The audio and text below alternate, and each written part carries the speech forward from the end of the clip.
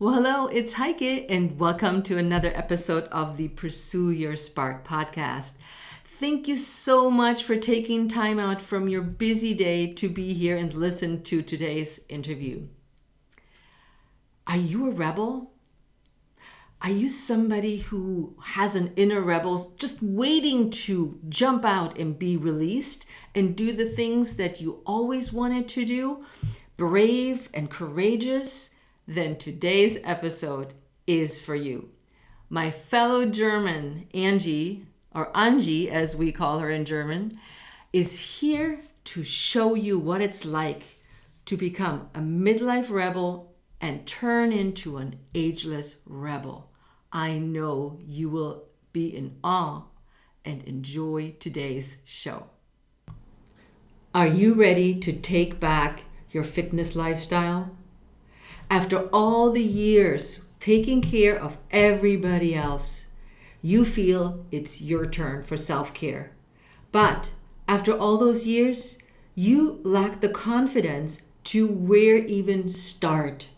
Or you may be somebody who understands the basic principles of a healthy lifestyle, but you are completely overwhelmed when it comes to the how-to, and you need a step-by-step action plans to get you started. Or are you the person that is spinning in place, not knowing where to go, where to start, how this all works, but you are so ready for a lifestyle overhaul? Then I have the perfect guide for you. My 5 Spark Lifestyle Strategy Guide. It's my brand spanking new, comprehensive, free guide that helps you get started in your fitness journey. It helps you tune up your fitness, nutrition, and supports a healthy mindset so you feel energized, vibrant, fit, and confident. Your guide has simple action steps and worksheets throughout so you gain clarity and the confidence that you know how to change the way you eat, exercise, and feel confident in midlife. We're starting with small and balanced habits, one at a time. I call those habits baby steps that anyone can do. Plus, by joining our private Facebook group, The Art of Igniting Your Spark, you have the chance to connect with other women that are in midlife that have the same struggles you might have.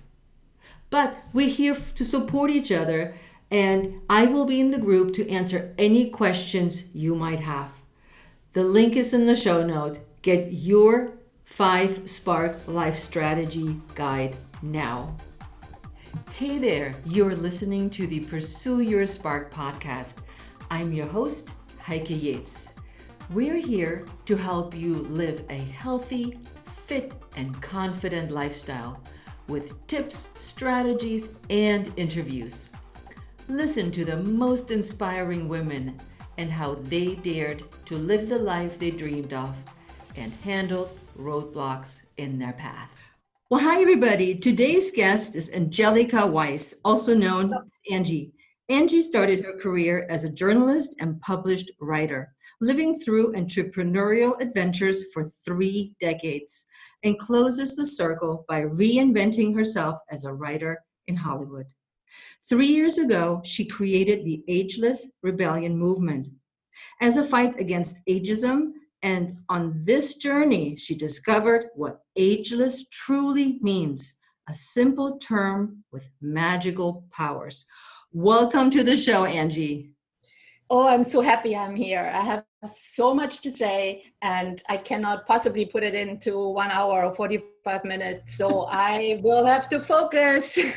So I love to be here. Thank you for having me. We found out that Angie and I are both from Germany. As we were talking prior to the interview, we noticed that we both had an accent, and we both were like, wait a minute, are you from Germany? And she's like, yeah. So we discovered, how funny is that we both are from Germany, but from different parts from Germany. So Angie, tell us where you grew up and how, who you are. Okay. Cool.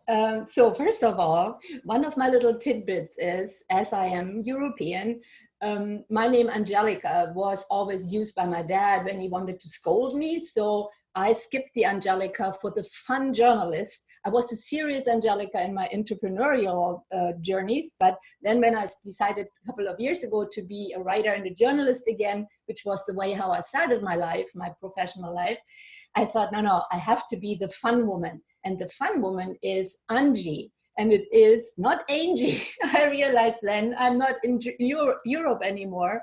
Uh-huh. And I use it as a little, funny tidbit to say it, to tell everybody, don't call me Angie, call me Angie. So important. You see how, there comes a little bit of I'm really into details and I am a little bit vain.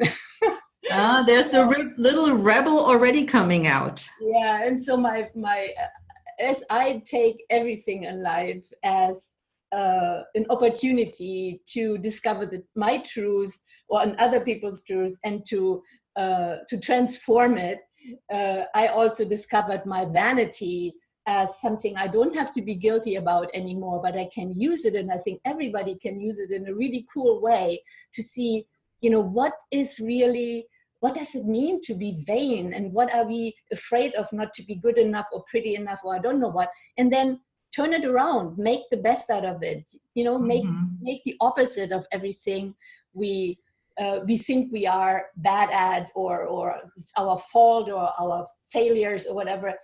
Find the diamond in it, the opposite. So if I hate something, what is it actually that I'm afraid of, and how can I make sure that I make something positive out of it? So when you were 17, Angie, you were in Germany. The German thing. What was your life like back then in Germany when you were 17? Germany. I think that connection between us is really cool. I also realized when I looked at it again that I grew up in Germany in a time, it was not too long after the war, and everything was in rebuilding. And I think that vibe also gave me a little bit something for my character, because if the whole atmosphere of the country is to let go of guilt, to reinvent yourself, to rebuild your life, that gives you something, and I don't know, you, I think are younger than me, but for me, that vibration was still there. And then, so I think the question was how my life was with 17. I called myself an ageless rebel just a few years ago, but I think I was a rebel all my life. And the first memoir attempt, which I started 3 years ago, was the journey of my rebellions. In that journey, I actually realized what you said in the introduction, what ageless and rebellion actually meant to me. So when I was a kid, I tried to be a boy because my dad wanted a boy. And I think life is like a movie, and the people around us are like our supporting cast. They give us cues. And the one cue I got to become a rebel was that my dad was supposed to have said when he saw me the first time, "Oh my God, it's just a girl." Ooh. So even if as a baby you don't hear it, you hear it later when your mom laughs and tells you that story, right? And they think it's funny, right? And it was like the first stab in my heart. And then my parents lied at me a lot, and so anyway, I tried to be a boy, and that didn't work out because I was much too rebellious for my parents. They wanted, if you're a girl, then damn, behave like a girl, right? And be pretty and wear your white socks and don't come home with them being all dirty and stuff. So there is, you get this vibration as a kid, and you want to say no, but as a kid, you cannot say no, right? Then when you are growing up, this no becomes more of a possibility, and later it even becomes a power. So my first no was my mother wanted me to marry this older guy who had a great career coming and stuff, and she really forced me into that relationship. And then one night I realized, no, I don't want this man. And I threw my engagement ring, and I was only 17 when they made me get engaged to this guy. I threw my engagement ring into a puddle, and that was my first real rebellion. I said no to my mother, who had a huge spell on me. And I didn't, after being the boy rebel, I became this really, really good girl and did everything she wanted. And now finally I said no. And that was the same time when I had started to be a model. And it wasn't really a punk model. It was more, it was the time of discos. And so I was allowed to, and I don't understand why my parents allowed me to go to these really dungeony discos, and all by myself. Those days, I think we all were so innocent and had no fear of anything. So I was dancing, and dancing was really important to me. I was always making sure, and I was really in panic that I didn't know the latest moves and I couldn't do it the best possible, right? So this dancing was, empowering me, but because I was good at something and people liked me. So I found this advertisement in a newspaper which said, we need dancing fashion models. And it was already over. So I said, I don't care. I jumped into the tram and drove over to this person, went into the studio, knocked on the door, and she said, we are done for today. And I said, come on, look at me, right? And so I danced for her, and in the end, I was the only one she hired that day out of 100 people. And I was so happy, right? So I became a dancing, I mean, most of our fashion shows were dance. We were even on TV and stuff. So I became like let's say, an elevated go-go girl. Did they pay you for that? Oh, I made good money. Oh my goodness, yes. I was really happy doing this, and I also did some. I had a set card, which was called a modeling card, and I got hired for photo shoots and some runway even. And I think later, I think maybe I was 19 or 20 or something. I kind of lied with my height. I am 170 centimeters. I never remember what it is in American measurements. And you had to be 175 or something if you wanted to model fur coats. But that was paid so well, so I lied. And that's what I would just wear really high boots, right? But then I didn't think about that all the other models had high boots, and they were 175. So I was this tiny fat-looking one because the coats were so huge, right?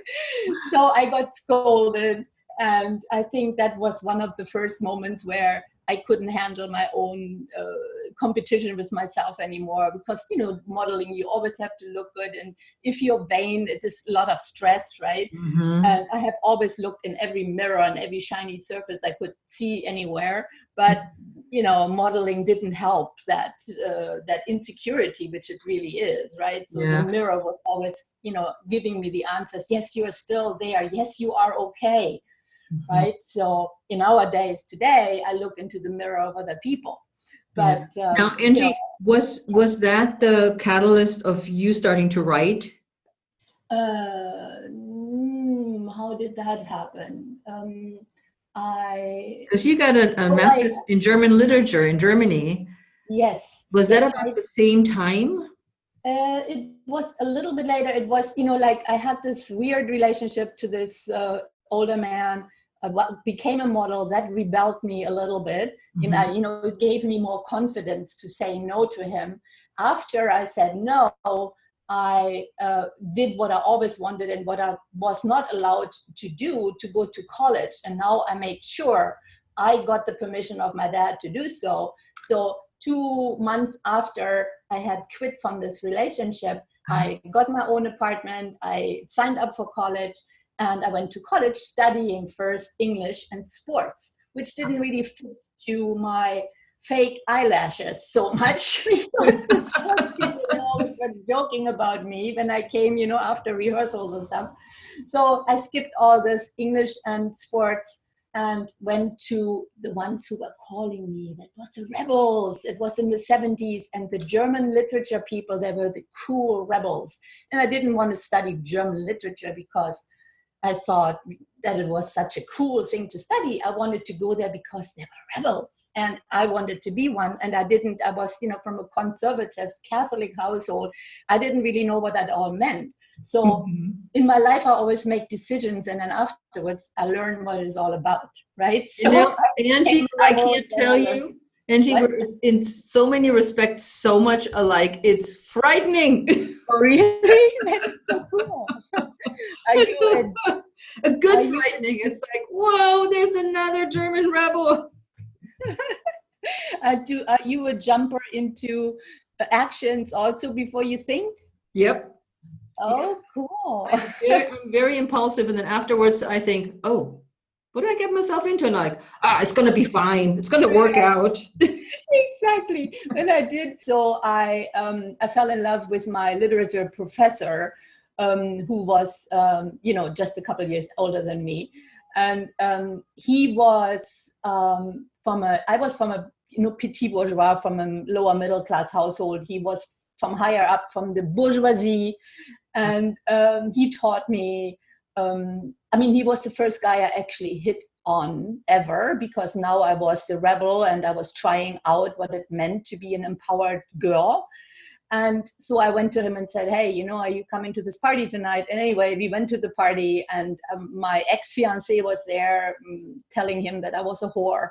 And anyway, we became a couple for 7 years, and he brought me to Portugal for the first time. And so the two of you were then became a pair, and then you both moved to Portugal. No, he brought me to Portugal after the Portuguese Revolution in the mid-70s. And I experienced for the first time in my life that feeling of what freedom really means to people. These people in Portugal had been under a fascist regime for decades. And now it was the first time that they could actually talk freely and didn't have to hide from the PDE, which was the police, watching over everybody.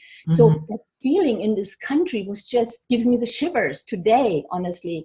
It was so filling my heart, and that really awakened which was always dormant in me, that feeling of I need to express myself freely. I need to be who I am, and who the hell is that, right? That question was always there, even if it took me like 6 decades to get there. But so in Portugal, that was that, and I got all the literary education from him, but the next boyfriend I had, because I'm evolving and the guys didn't fit anymore. The next one was a rebel cartoonist guy who came to our lefty university in a disgusting Porsche, which was really bad, for everybody.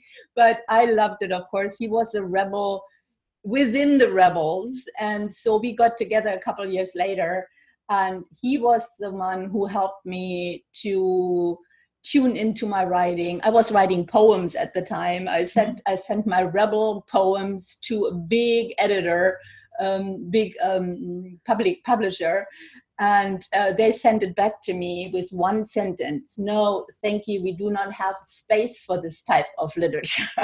Okay. So I thought, this is so fun. I framed that line and put it on the wall. And then I was writing stories. I wrote my first story. I sent it to big magazines too, who didn't buy it. And I got actually hired by my local newspaper in Hanover to cover a tech fair, to write the side bits, the gossipy things, lifestyle stuff of a technology fair. It's a huge fair in Hanover, which I did, crying and freaking out because my wonderful writing of like 50 sentences was cut down to 5. And it was 1 month of hardcore journalist training. And after that, that was one of these things. Again, I gave myself the title. I am a journalist now, right? Of course, I never went to journalist school. But after this 1 month of actually doing it, I was one. And from there, I started to expand on my theater experiences. I did lots of experimental theater in Paris and Munich. Interviewed a lot of people from Peter Brook to street art theaters, and I wrote a book about my experiences. And it was one of the first self-help books, which I didn't even know existed, because it was about how we can liberate ourselves through theater exercises. And really, that book, I found it now after all these, it was in the 80s, beginning 80s. And after all these years, I realized that was actually like a mantra, because what I did in my life was playing theater, playing all these roles to understand myself and to liberate that what is truly in my essence. And I find that fascinating. When you go back, suddenly you see all this foreshadowing, all these things we know, we even write down, and then only decades later you actually understand what you were doing. Yeah, it's crazy, right? It's fascinating to realize that you knew, but you didn't know. Let's go back to when you were in Portugal and you were writing. What happened in Portugal? You didn't only just write. What happened, and how did you get to the States? So I moved to Portugal with my cartoonist boyfriend, and finished my book there. And then we split up. And I was on my own in Portugal for quite a while, and started to become a little bit desperate because I didn't write anymore, didn't have anything to write about. There was not so many opportunities in Portugal to be a journalist. And so I started to renovate the garage of my house into an apartment, because I wanted to live in there and then rent my house to tourists in the summer, which gives you really good money. And so I did that, and a friend of mine came by, and long story short, I became a construction company owner, starting with a small concrete mixer. And 3-4 years later, I had an office and an engineer and a secretary and trucks running around. And my partner already, my business partner, got married and moved away. So I was the sole owner of a construction company, far away from writing. And I didn't write anything in Portugal for a long time, and got into a relationship which was rather fateful, because the house I bought and renovated later was a 700-year-old farmhouse, which held a lot of magic and mystery, and which my book talks about in detail. In front of that house, in real life, not made up, not a fiction, a group of heretic monks had been killed. And then I realized, looking at the house I had with my professor boyfriend in France, in Béziers, the Languedoc-Roussillon, the same thing had happened in front of my house in Béziers. So that twice in a lifetime really shook me up. And I said, what is it with our deeper myths? And so in Portugal, one night I was sitting under the starry, beautiful Portuguese clear sky night, and screamed at the universe, I do anything to know what life is all about. And that became the guiding theme for the rest of my days up till now, because the universe gave me and challenges and happiness and despair en masse. I mean, I said it very loud, and I got what I wanted. I got a lot of stuff. And so after Portugal, in Portugal, after this crazy dramatic relationship, which hopefully will be a movie one day, about my medieval time as a courtesan. Is this what helped? That's why you sold the house? No, I sold the house because I got pregnant. I had my sweet little boy, who I called Luca, after 2 weeks of searching for a name. And Luca means light. And he really was the light of my life. He empowered me in a way I would never have thought possible. It was the first time that my ego flopped. It was gone, right? It was all about this wonderful little person who I gave all my love to, totally unconditional. I understood what unconditional love was, which I had no idea before, because I was princess on a pea, always asking other people to love me, but I didn't really know how to love them back. Mm-hmm. And so with that boy, and the relationship wasn't great anymore. So I decided to visit California with a girlfriend who was pregnant at the time. So we two visited California to find the American dream. Actually, our dream was the Native American freedom. But in California, there's no Native American freedom. So I was so disappointed. Everything was fenced in. There were no cowboys or Indians riding on horses anywhere. Yeah. And so my friend suggested, as we were heavily into reincarnation and aliens and the other levels of reality at the time, she said, go to Santa Fe in New Mexico. There's a woman called Chris Griscom, and she has an institute called the Light Institute, which is all about regression therapy. I went to Santa Fe. I totally fell in love with Santa Fe. I sold my business, which I still had. The restaurant, which I still had in Portugal. No, wait a minute. The restaurant I sold first, so that I can actually stay for a long time. Then I sold my house. But so anyway, I sold something to make it possible that I could stay in Santa Fe without having to work. And I moved back to Santa Fe, and that's how my journey in the US started. Then in Santa Fe, I studied art therapy. My kid went to the most amazing schools, like preschools and kindergarten, with teepees and drumming and all that cool Santa Fe stuff. And I felt so at home there, because in Portugal, you had to, my friend and I, my girlfriend and I, we had to kind of whisper when we talked about esoteric things, because we were afraid that people thought we were crazy. Mm-hmm. But in Santa Fe, everywhere you listen to, people were talking about self-discovery and other levels of reality and sacred geometry and all this wonderful stuff, which I was completely into.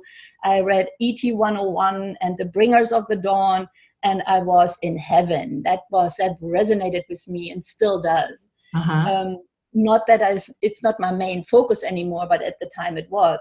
Yeah. So then when I sold my house and I had all that money, I thought I wanted to invest into, because I was really into education and the whole dumbing us down movement against the normal education. So I wanted to do kids videos, but I felt I needed to maybe double my money quickly, of course, was the main point here, because I'm not a person who's into money, and I'm not really a capitalist, and I didn't want to do the stock market crazy thing. I just wanted to quickly make big cash. So me and a friend, we bought this huge computer stuff and software and all professional, and they lifetime quoting, and we did trading every day and day trading until there was a glitch, and we thought, oh, cool, glitch. We can invest everything and make this glitch really work for us, because when everything is super cheap, it will go up, right? Right. But it didn't go up in a week, as we thought. It took much longer. And in the meantime, we got margin calls and all that good stuff. And I ended up with nada, zero, zilch. Everything I had was gone. Wow. That was crazy. And I was not used to not having anything to invest. So it was, I was totally swimming. And the only thing I thought I could do is go to LA, make my story, my medieval mystery story, into a movie. Of course, again, big thoughts, big dreams. I can do this easily.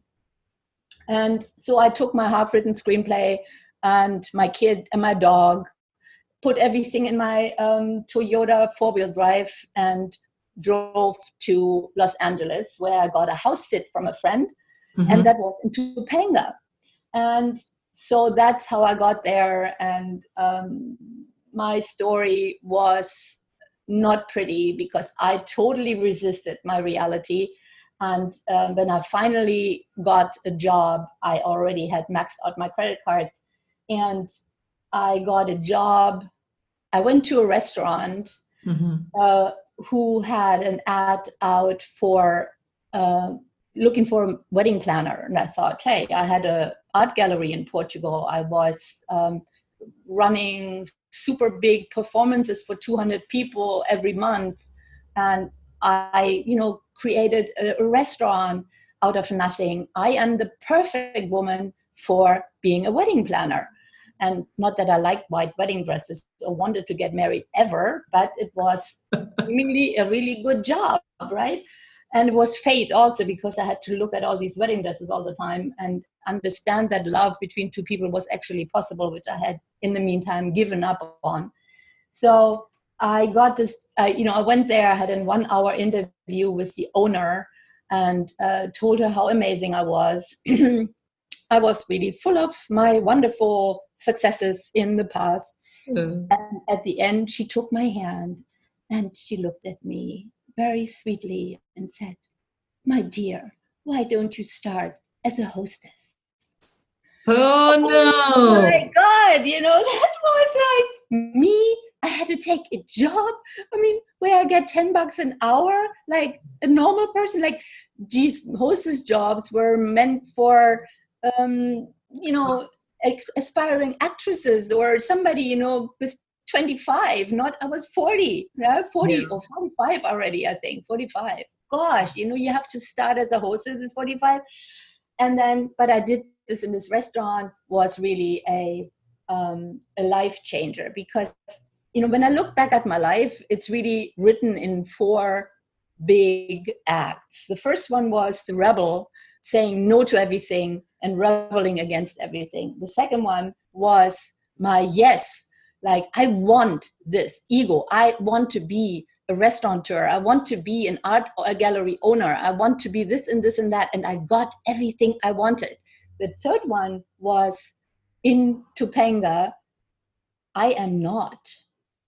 Suddenly, I had to realize all my fears, my Cinderella idea of myself was completely mirrored to me in that restaurant. I was not good enough for anything. I was back at my childhood where my parents, I one time went to the little bookstore upstairs where there was this big book of 1,000 one-liners giving you answers to your questions, right? Yeah. So you ask a question, you open a page. So I asked the question, why is my boss treating me like shit? And, she never thought anything I was doing was good enough. So the answer was, ask your father. Bam, there I was in a job where I relived everything that had happened to me as a kid in an emotional way. And I was fighting like crazy for this woman, this boss, to accept me, to like me, to give me the wedding planner job, to, I got obsessed with this. It was really like, there was no awareness of what I was doing, I think, but I was obsessed. I became a bus girl because that was the next step in the ladder of that restaurant. Yeah. A bus girl, I was 45. Imagine, working for 25-year-old servers who are snotty with you and push you around. You moved on into where you are now. You said with me, with 60, my rebel was reborn. And you said, we say what we think and we wear what we want, because that is your brand, the Midlife, the Ageless Rebellion movement. So elaborate on that. Okay. So I became the wedding planner of the restaurant. To close that story, I got what I wanted to a certain extent, but I had built up so much anger through this experience, through looking at what I didn't want to be. I didn't want, the chapter in my book is called The Apron. I didn't want to be the woman with the apron. I wanted to be the princess with the little tiara or whatever. So I was so angry that I totaled my car one night after a big wedding, and I nearly died. And that was stopping everything. And then my dog died, my dad died, my kid had left to get to study somewhere. I was on my own. I had no car. I had a $20,000 or $30,000 to pay for this accident. And I decided this is it. I continued a little bit with that job, and then I quit finally. And, on my 60th birthday, I had a party with my couple of girlfriends in the park, and I wanted to actually, because I was so angry that I suddenly knew that I wanted to be a writer again and start a new career. And then I had to face it that I was 60 and that I was actually considered old. And there was an advertisement somewhere in my email saying, take this class to understand why people over 50 might have a vague chance to be still a screenwriter. And I thought, oh my freaking cannot be possible. Now I'm there and I'm too old. So I used that desperation and anger to be a midlife rebel. I created the Ageless Rebellion.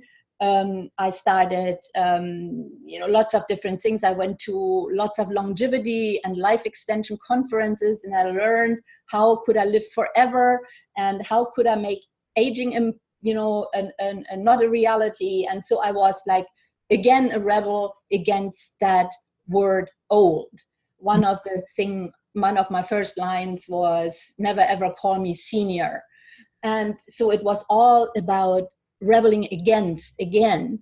And then I understood by doing my fashion journey, actually, what ageless really meant. Ageless is not ageless looks. It's your essence is what you really are as a being. And rebelling means to rebel for that, for yourself. So I created a t-shirt which says, rebel with the cause of me. And that's not egotistic. That is self-care. That is really understanding and owning and being brave enough, really, to be who we are. Because in my life, who I was often misunderstood, or I was afraid it was not understood, or I wasn't allowed to be it, or I pretended not to be it. Many, many things, but I never was myself. And so when I did the fashion journey, I got closer to that. Now, you have a new book coming out called Fringes. Yes, Fringes. The first attempt to write this memoir about my rebellions was called, the journey of my rebellions or whatever. But, through getting into my life and looking at everything from a point of self-love and forgiving myself and seeing how many people, how even my enemies all gave me things. The second title was actually, Thank You for the Flowers. And then I got to see that I always believed, and I think I mentioned that a couple of times before, that our lives are written like screenplays, packed with challenges that get us to our final goal. And then we have sidekicks and fierce opponents and wise supporters and all that stuff. And in my fashion journey, I realized that we also have a wardrobe stylist, that everything I was wearing in my life had meaning or brought me somewhere or changed my vibrations. And then I went into this fashion journey, trying out all these different outfits which were not me, like the yuppie and the wifey and, all things I had judgments on. And I felt those vibrations in me. And I am part of this. I am a woman. We have all the same history. We all know what it means to be what we judge. And so I lost most of these judgments. And when I looked at my Instagram gallery, and I always call Instagram my guru, because every morning I sit there and feel into what I can give of myself that makes sense to others or is inspiring or uplifting or eye-opening. Yeah. And so let me go back to Fringes. Fringes will be out in November.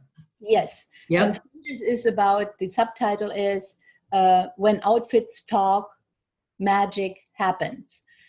Putting everything I am into this memoir and letting it go by writing it down and loving and forgiving and seeing the value and the beauty of all these stories and challenges that brought me where I am today. And after that, I have an empty space, a blank page. I am now, after I publish this, the director of my own life. I can, write a new book, which is me. Back to your already published book with Soul Sisters and Ageless Rebel Planner, which is on Amazon.